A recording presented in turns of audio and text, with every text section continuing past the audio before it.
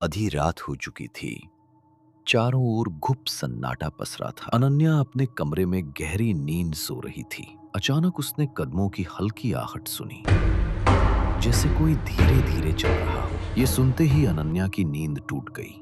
कौन है वहाँ? इतनी रात को भला कौन हो सकता है?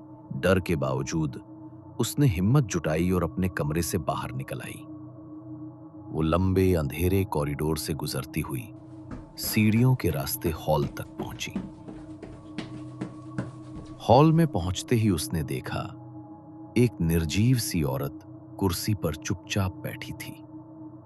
उसका चेहरा बिल्कुल भी दिखाई नहीं दे रहा था, क्योंकि पूरे चेहरे पर उसके बाल फैले हुए थे।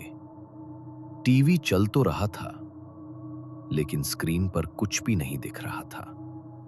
ये दृश्य देखकर अनन्या का खून जम गया। उसने कांपते हुए धीरे से आवाज लगाई, कौन है? कौन हो तुम?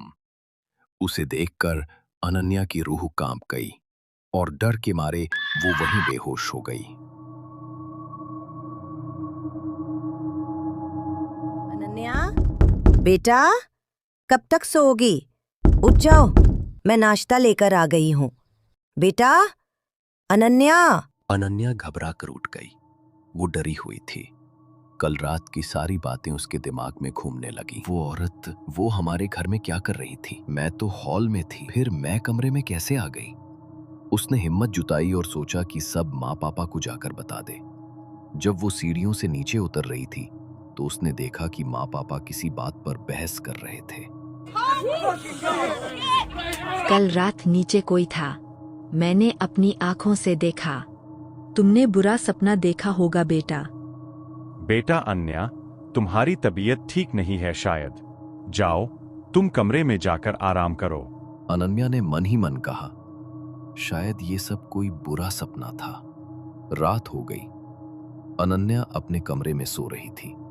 बाहर तेज बारिश हो रही थी।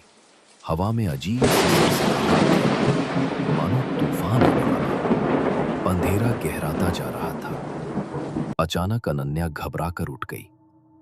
ये आवाज किसकी है? उसने धीमी आवाज में कहा। कमरे में कोई नहीं था। वो दीवार की ओर देखने लगी और उसकी रूह कांप गई। दीवार पर लाल अक्षरों में लिखा था, तुम लोगों ने मुझे मारा है।